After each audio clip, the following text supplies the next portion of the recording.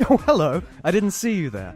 Welcome back to another episode of Easy XP, your, as always, one-stop shop for gaming news, info, discussion, and other gaming goodness. We have another great show lined up for you, some new interesting things to talk about, some new news, followed by some lovely tunes, which I am personally very interested in.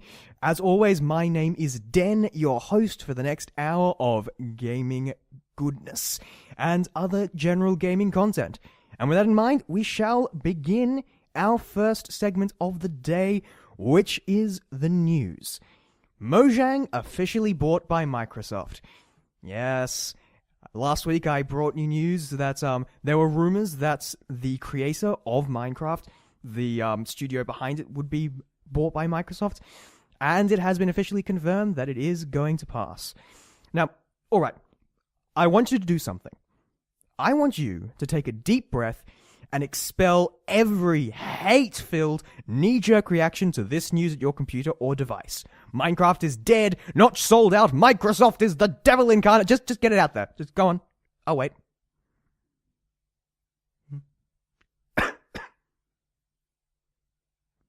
Okay. Better? Shall we begin our discussion then? Alright. Mojang, the creator of a little game that you might have heard of called Minecraft, has officially been bought by Microsoft for the low price of $2.5 billion. Several official channels point towards the main reason for the acquisition being Marcus Notch Pearson, who is the founder and majority shareholder in Mojang, not feeling suitable for the responsibility of owning a company and a franchise of such global significance. I've become a symbol. I don't want to be a symbol. Responsible for something huge that I don't understand, that I need to work on, that keeps coming back to me. I'm not an entrepreneur. I'm not a CEO. I'm a nerdy computer programmer who likes to have opinions on Twitter.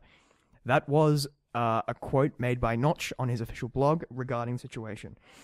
Microsoft have also released a press statement regarding the acquisition of Minecraft, and they have said, Microsoft's investments in cloud and mobile technologies will enable Minecraft players to benefit from richer and faster worlds, more powerful development tools, and more opportunities to connect across the Minecraft community. Microsoft plans to continue to make Minecraft available across all platforms on which it is available today: PC, iOS, Android, Xbox, and PlayStation.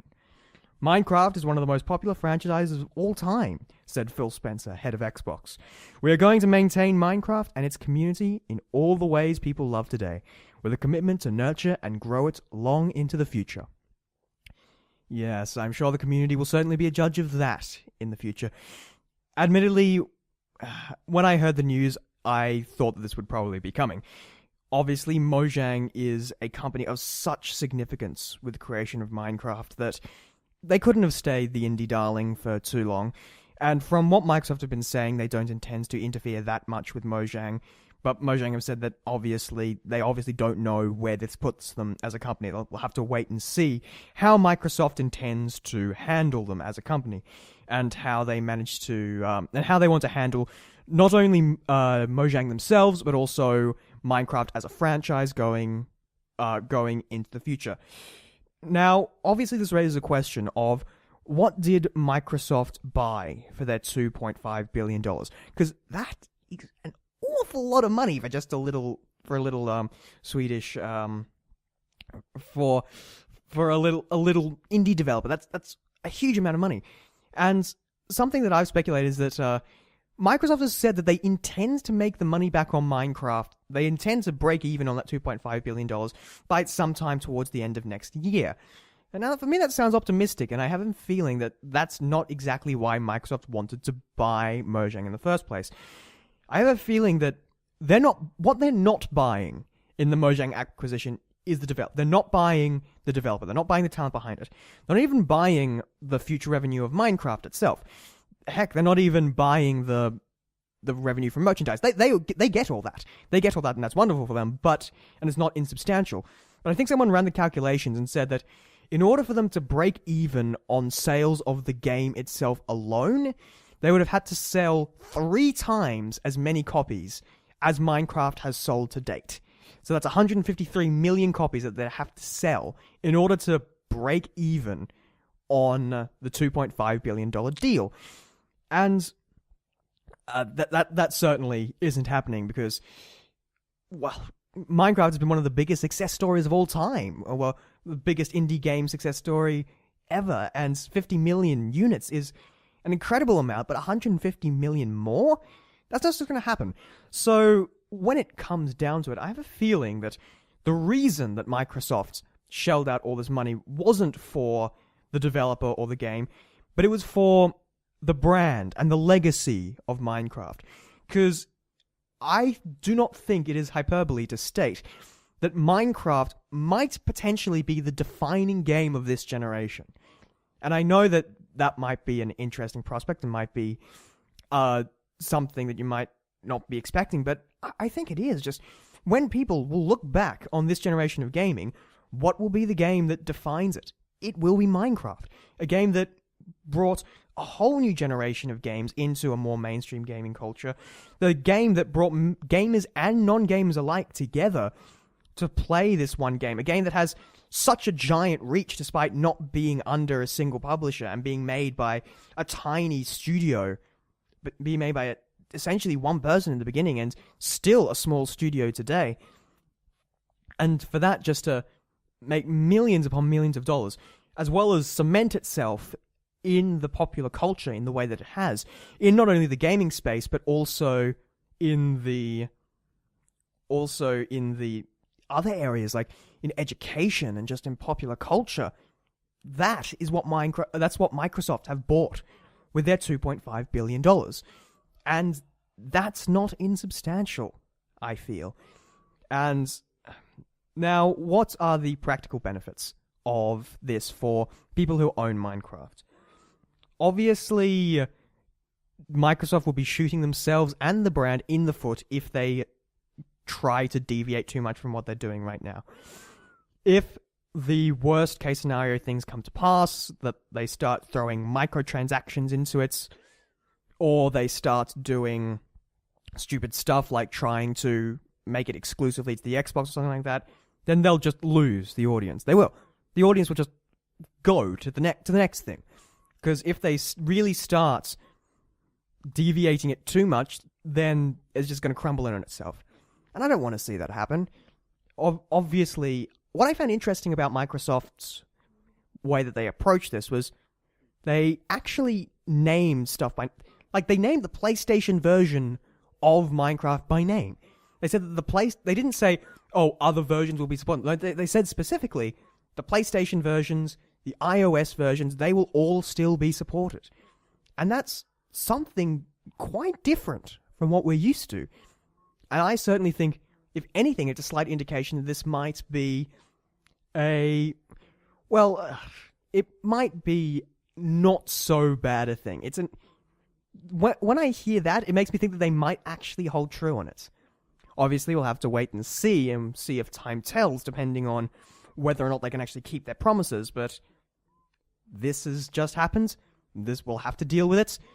My only hope is that they don't try to stifle the modding community, because for me, the modding community of Minecraft is just one of the best parts about it. They took the principle of Minecraft, flipped it on its head, and created virtually an entirely new game based on it.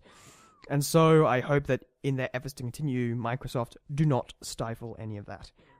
Moving on to our next news. The Super Smash Bros. 3DS Japanese sales figures are in. The 3DS version of Nintendo's Super Smash Bros. Franchise has seen great success in its homeland of Japan, with over 1 million units being sold in Japan alone. For comparison, the only 3DS games with similar figures include Monster Hunter 3 Ultimate and Pokemon X and Y. This is, quite frankly, an astonishing figure. Obviously, Nintendo, Japan, handheld. That's a sort of holy trinity of sales when it comes to Japan. But still, it's one. Considering that people were seeing the 3DS version as sort of like either sort of add-on or lesser version of the game almost, to see them sell that many in 2 days alone is simply phenomenal.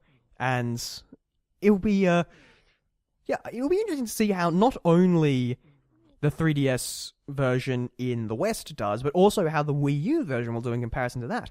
Because the general consensus is that the Wii U version was going to be the more popular one. Like, everybody that's just been the general feel around the games, is that the Wii U one will be the big proper one. But when we see sales numbers like this for the 3DS version, it makes you wonder just what the Wii U version is going to do when it hits. It's certainly going to be a hell of a show. It'll be a wild ride when it does come out. I'm not entirely sure how the 3DS version will do elsewhere, because obviously it's only been released in Japan at some point. That's so far, and that's the numbers that we're going on. It's going to be interesting to see how all of this unfolds.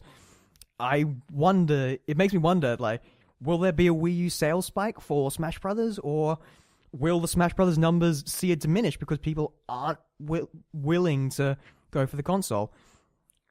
So, yes, it's certainly all good news about Super Smash Brothers. I am personally quite a big fan of the Super Smash Brothers franchise, so it's wonderful to see it getting this success.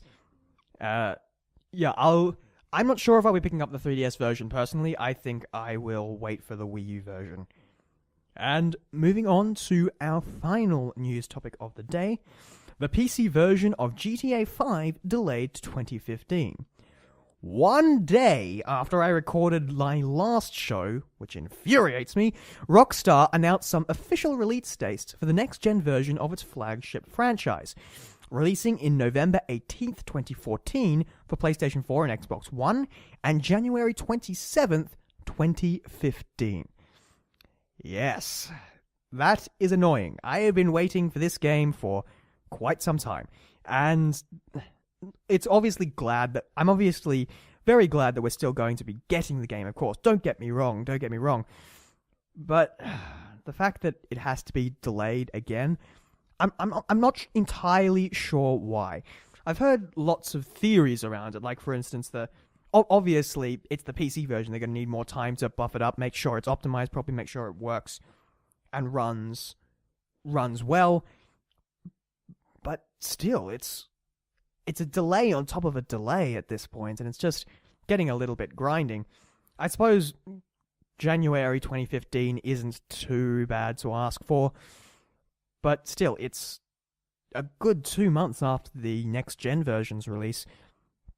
And I'm wondering exactly how much of this is to do with complications with actually getting it over to the system, or whether it's more of a marketing ploy, whether they are expecting people to get impatient and buy it on the consoles, and then maybe get it again on the PC.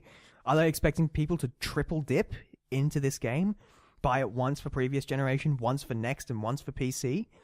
Because that's a little bit of a tough ask, as far as I'm concerned. That's not quite something I'd be expecting consumers to stretch to. And this is, I think I'll talk more about this in my discussion topic for this week, because this news, as well as some couple of other stuff, informed our discussion topic for this week. And so I'll leave it at that, and we'll come back to this in about half an hour or so. And with that, that's the news. And so before we go into our next segment for the day, we are going to enjoy one of the latest OC Remix tracks of the day. As always, this track is taken from ocremix.org, not .com, as I've been erroneously saying it for the past couple of weeks. No, it is ocremix.org. And this particular one, now, I am a wonderful fan of Zelda remixes. I think The Legend of Zelda has some of the most iconic music in gaming history. Some of it. And so every time I see a new Zelda remix, I get a little bit giddy. And certainly I have found a absolutely beautiful remix.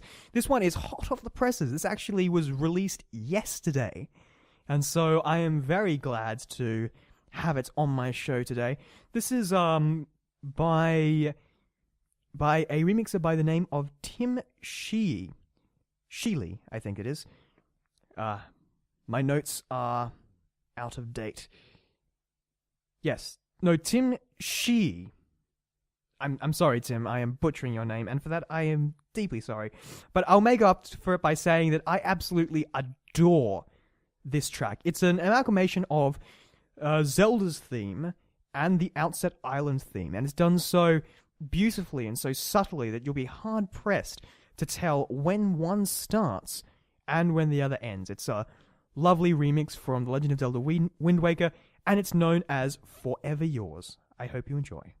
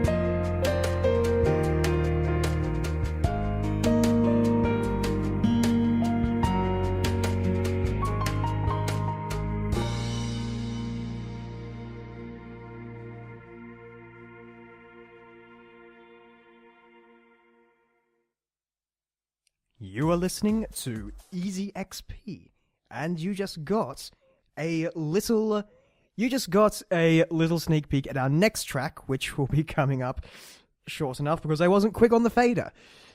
Now, moving on to our second discussion topic for the week, we are going to be talking about what's been happening in my world of gaming for this week. And so I'll briefly talk about what I've been playing, and we'll go from there. So what have I been playing? I recently took a delve into the dark depths of my Steam library to try and see if I can pull some stuff out to try and actually finish. So along that vein, I started playing Hitman Agent 47, the first game of the Hitman series. Because I got all of the Hitman games in a Square Enix Humble Bundle. And Hitman has always been a series that has held a lot of interest for me, but I've never been able to take the plunge into it. But now that I own all of them, I've been able to go into it. And my first impressions of Hitman Agent 47, it feels old. Yeah, I know it's an old game, and it's certainly revolutionary for its time, but going back to it now in 2014, you just can sort of appreciate just how games, not only just games in terms of visuals, but also how games, in terms of sheer mechanics, have the ability to age. Like, for instance, I think it first struck me when I got into Hitman for the first time and realized that I couldn't move. And I was thinking, has the game frozen or something? Has it locked up?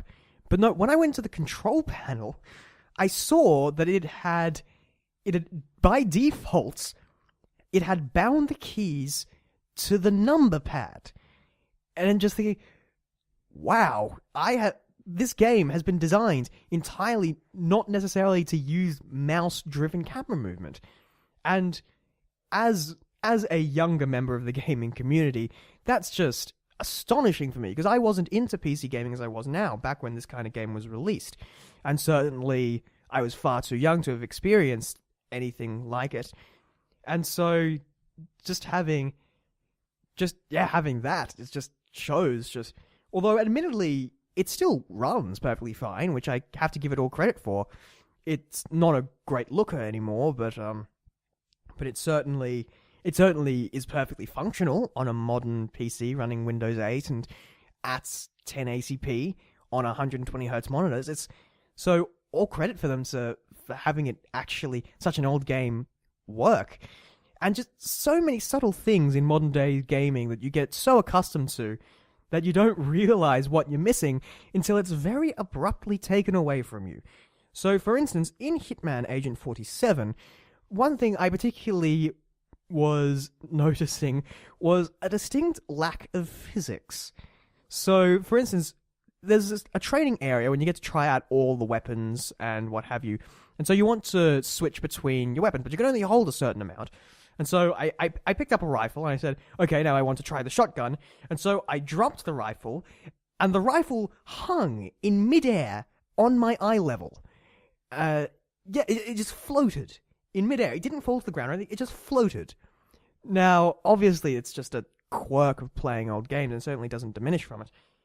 And certainly when people will say that, oh, the games were much harder back in my day, I was sort of thinking, yeah, but going back to Agent 47, that game can be obtuse at times. And so, in a way that, I don't know whether this is me growing up through some more modern game developments, but when I played it, I found some of the game elements quite obtuse. Now, let me tell you what I mean by that. Because it doesn't tell you much. In the second mission, you have to assassinate a diplomat and his bodyguard.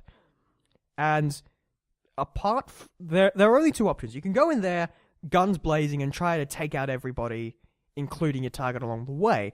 But that's no fun. I didn't play Dishonored like that. I didn't want to play this like that. Apart from that, there's only one other way to do it, and that's to plant a car, and that's to plant a bomb in the car. And I'm thinking, all right. So I got the bomb. I went up to the car, and I couldn't attach it. I couldn't activate it or attach it. So I figured out that you can only attach it when you're on the right side of the car at a very specific point, looking at a very specific angle that allows you to place the bomb when you're holding the bomb out in the open. And so you go and place that. And so I did. I placed it. I put the bomb in the car. And then immediately every guard in the vicinity started shooting me. And I had no idea why. And so I figured that so after another attempt or two, thinking, oh, maybe I did something wrong. Maybe I had the bomb out for too long or something. After a couple more attempts, no, same result. And so I realized that you had to follow the car driver, knock him out, steal his clothing, and only then could you plant the bomb in the car without getting instantly recognized and shot. And so, for me, there was really no way for the game to tell me that, apart from just sheer brute trial and error. And while that could certainly be an appealing aspect of the game, for me it felt a little bit old-fashioned, shall we say. And that was my biggest experience with Hitman Agent 47. I could see that for its time, it would have been revolutionary, it would have been fantastic, but from a modern perspective, it's quite it feels quite dated, shall we say. I don't think that diminishes its quality as a game anymore, but putting it into comparisons with more modern games and what I've seen with more modern takes of Hitman, certainly it has aged, and potentially not for the better. And there are some games that don't age in that same way. Like, for instance, Super Mario 64 is still a perfectly functional platformer to this day. Half-Life 1 and Half-Life 2, still perfectly good shooters. So it astonishes me just how much this game has appeared to have aged as we go into as we've gone into more modern game techniques. But I'll persist at it. I'm not very far in it, mainly because of the multiple retries I have to do of every single mission just to get it right. But yeah, I'll hold any further judgment on it until I've actually gotten a bit further into it. It possibly opens out a little bit more, becomes a little bit more intuitive, a bit more open as you go further into the missions. That will certainly be something for me to check out into the week. But yeah, that put me in a mood for some old nostalgic games, and so I went through my old CD collection, and I found an adorable little game by the name of Croc. I don't know if any of you have heard of Croc. It's a very old PC and PS1 game, and that game was potentially my childhood in a nutshell. Certainly one of the very earliest PC games I ever played, or I ever saw being played. And going back to it, yeah, you see it through rose-tinted glasses, but looking at it, it's aged in a very different way to the way Hitman has. Like, Croc has some annoyance with the control scheme. Its controls are a little bit finicky, which is something I didn't notice when I was young. When going back to it, you see quite prominently. But one thing that I find interesting in comparing between Hitman and Croc is something that I've been saying for so long, is that the difference between trying to go for an aesthetic and graphical quality. Because Croc, although it does look visually, it does look its time, but it's still cute and adorable, and it's still fun to look at and fun to play. While Hitman, which goes for realism, you notice the seams at every single bloody corner, like the way the buildings pop in, and the way that people don't respond naturally, and the way that your tie hits you in the face when you're going down elevators.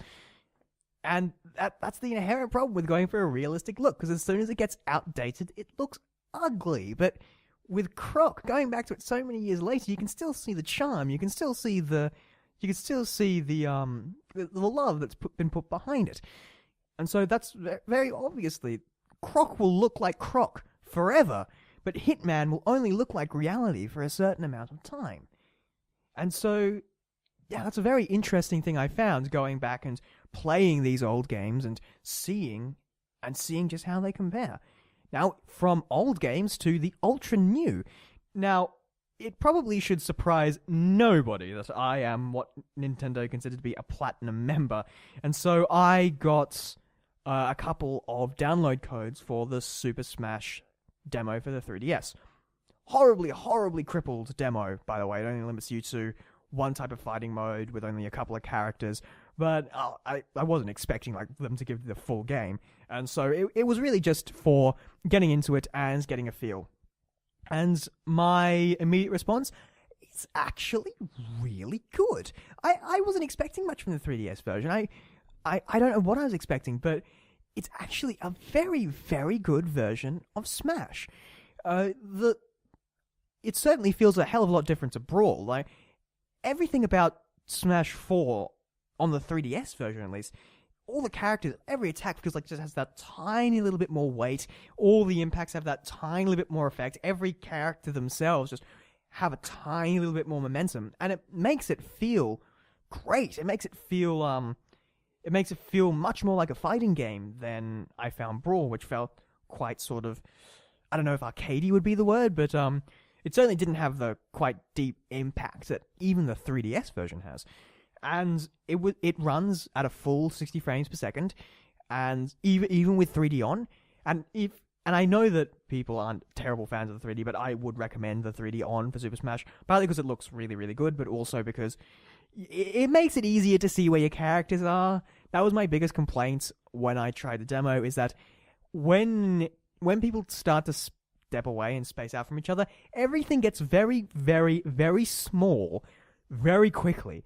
Like, I was only playing with 2 different players on one of the smallest maps, and when we were at the other side, when we were each at opposite sides of the map, or when the other player was going off screen, then yeah, it's very, very hard to see your individual characters. Now, obviously, this might be because I have a launch day Ambassador 3DS, and so the screen is quite small.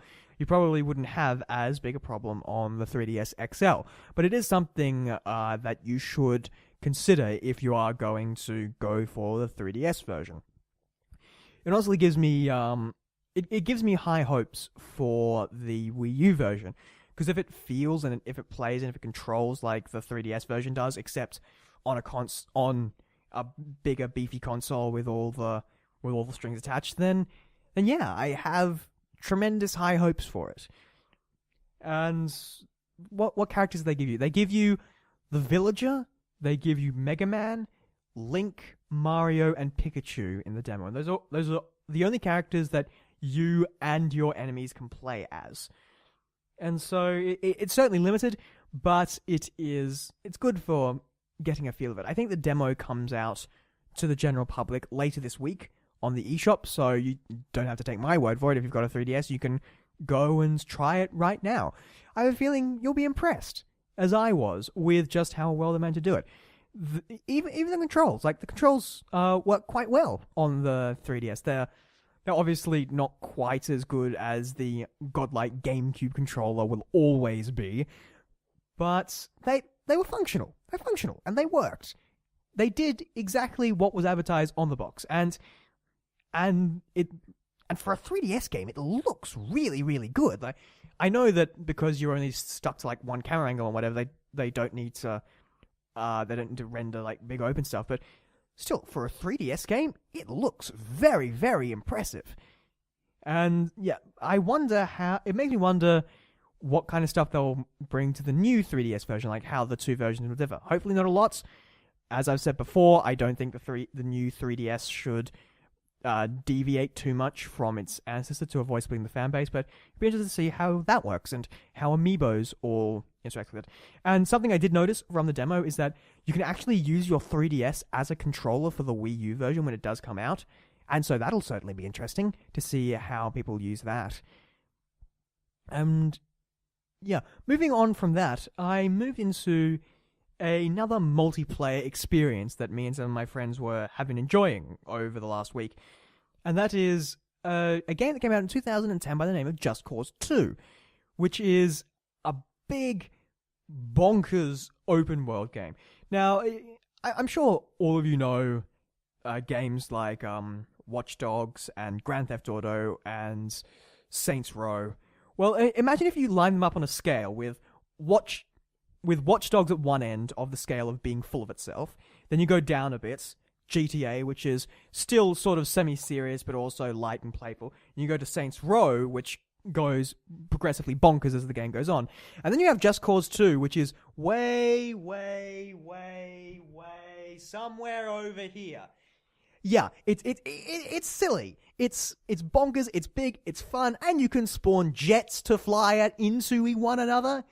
And you can all wrap it up in a nice bow with a bit of dynamite and go crashing it into your nearest friend.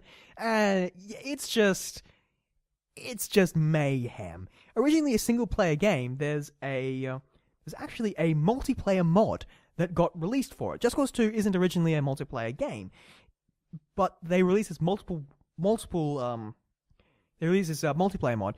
And just to give you the kind of idea of the scale of not only the world of Just Cause, but also the mayhem you can get into it, the default recommended number of players per server in the Just Cause 2 multiplayer mod is 5,000. Yeah. That's that is the default setting for the max number of players. Not 12, not 24, 5,000. And then you just go in and get some mods to make your cars go at ludicrous speed and ping off into the distance, and you get more weapons and what have you, and it just turns into this massive, colossal bit of mayhem. And it's something that I personally love about games, and that you can always have your awe-inspiring, heartfelt, artistic games.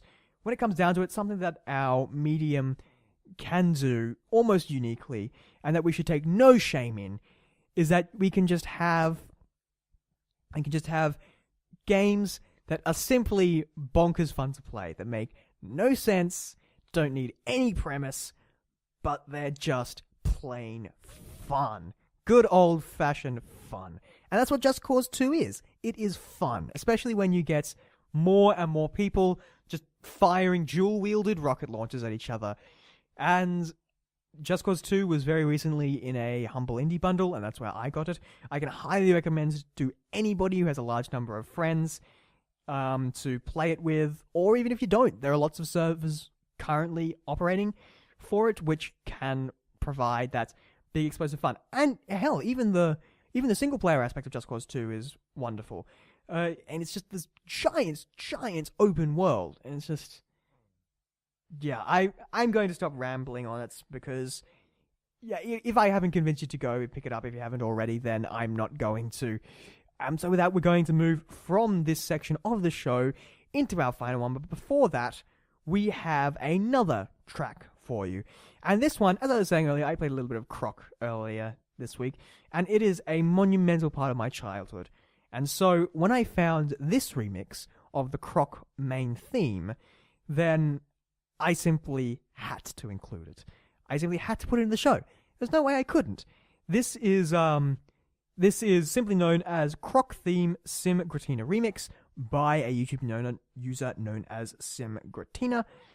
And if you have nostalgia for this game, this will just make your mind burst. I simply love it, and I will leave you with it. So this is the Croc Theme, the Sim Gratina remix. I hope you enjoy.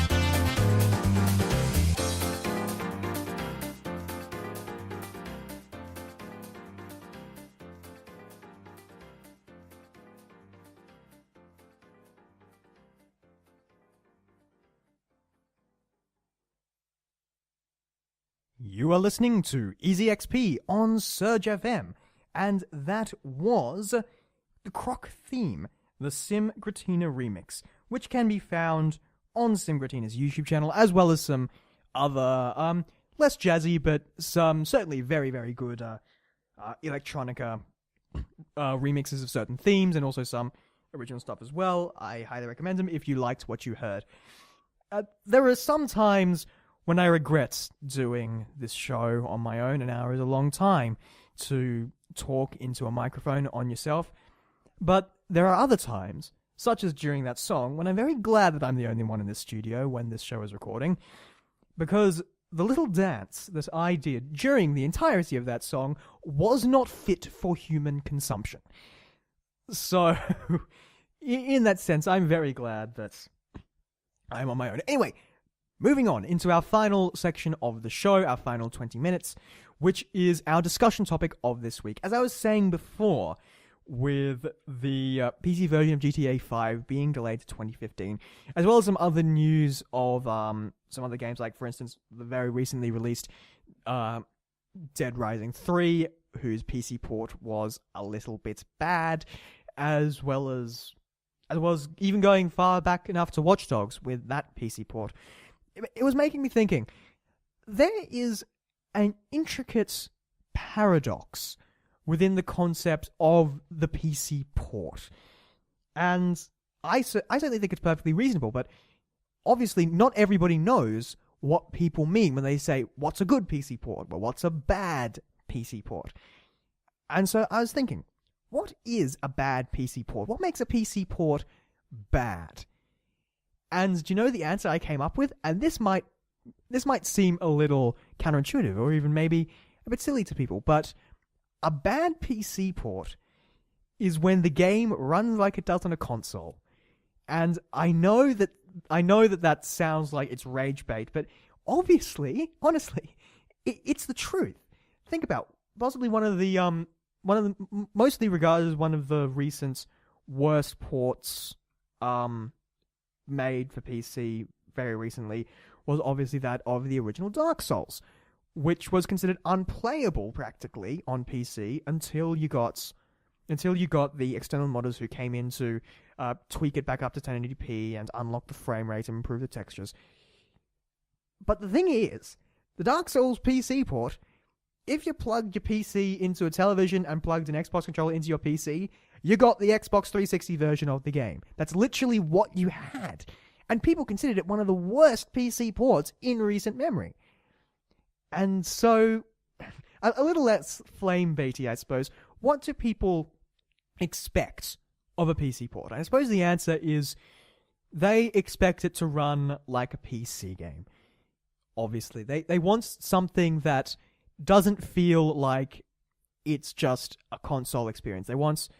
So obviously the start of that is a very obvious one. The PC port obviously should be running at 1080p native at high frame rates.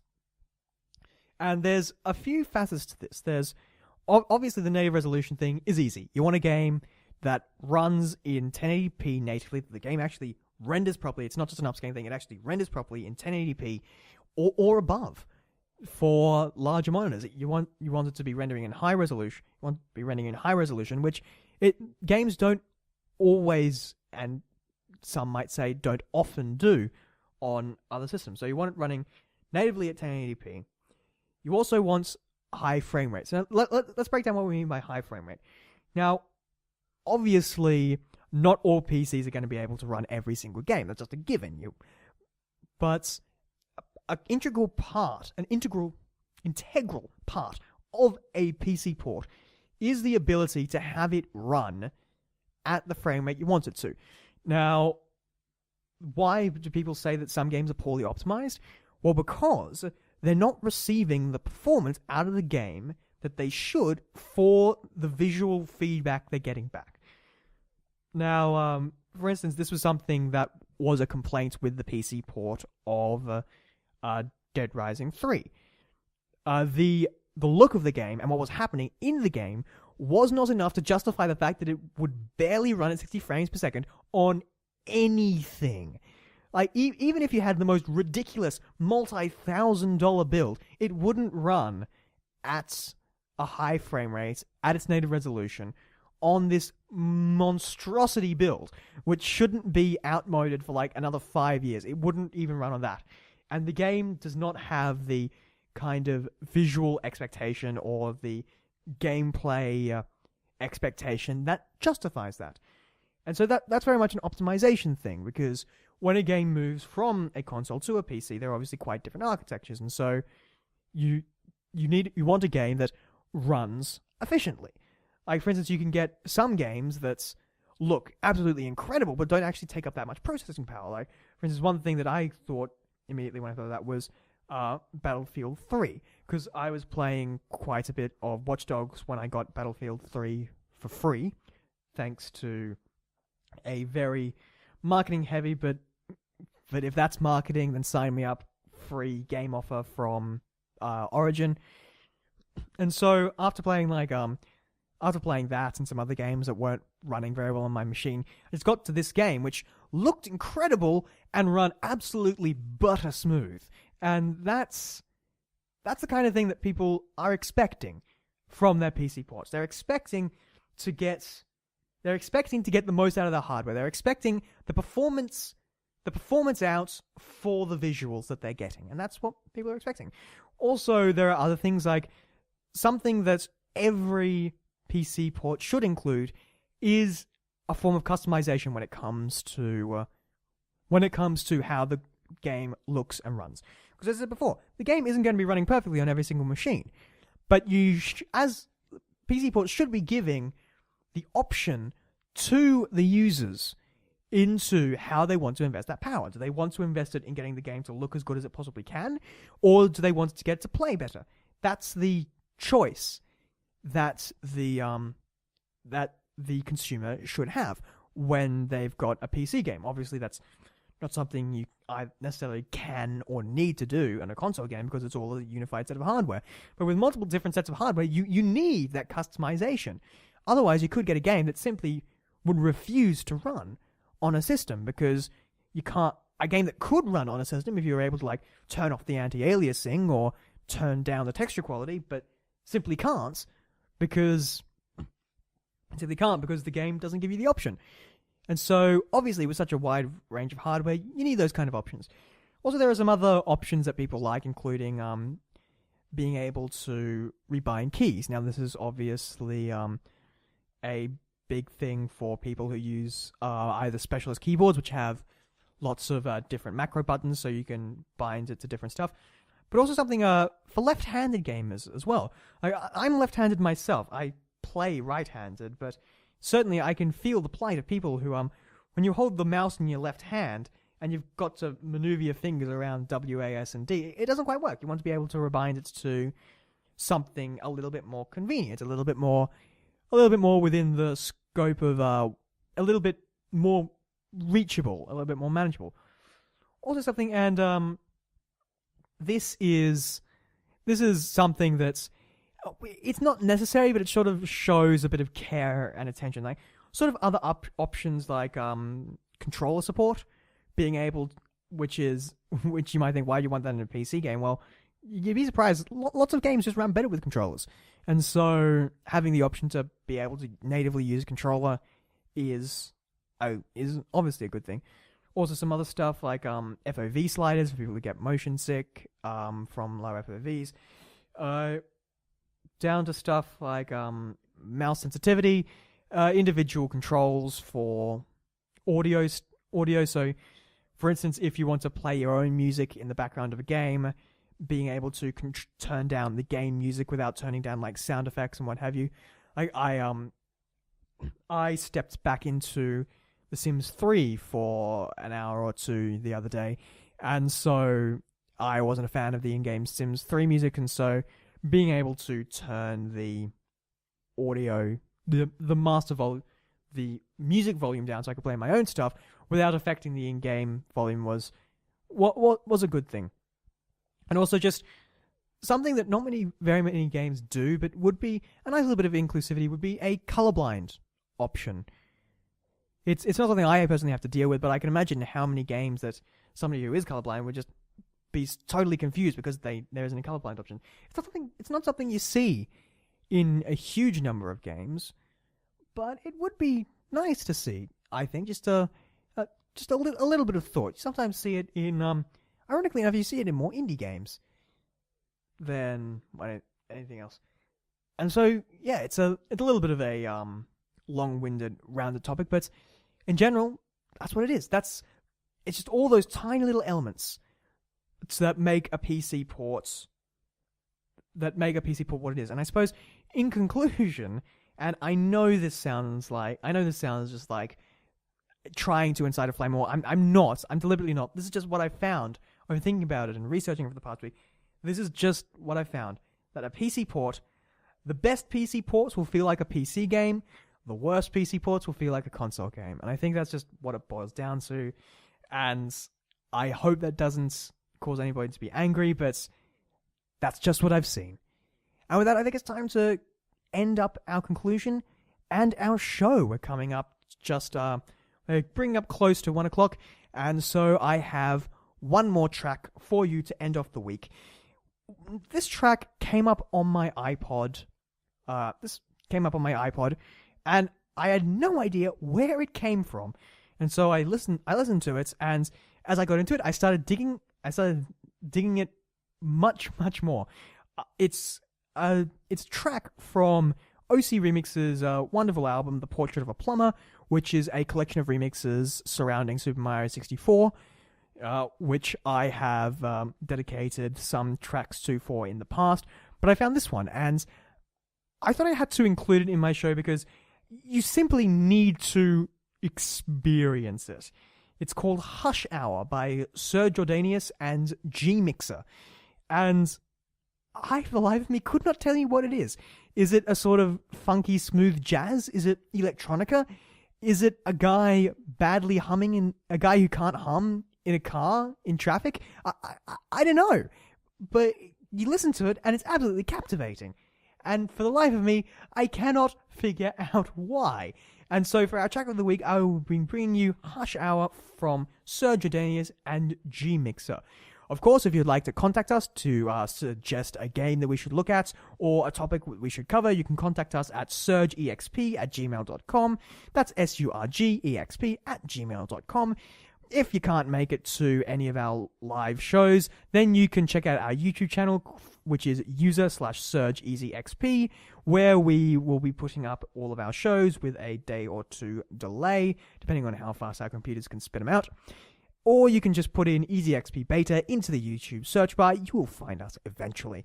If you'd like to follow us on Twitter to receive live updates about when shows and YouTube segments are going live, as well as some bits and pieces here and there, you can follow us. Our YouTube handle is @SurgXP. That's @SURGXP. You can find us there. And so I will leave you with the quite incredible and quite bonkers Hush Hour, which is based on the slider theme from Super Mario 64 by Sir Jordanius and G Mixer. My name is Den. Thank you very much once again for listening to this episode of Easy XP, and I hope you enjoy.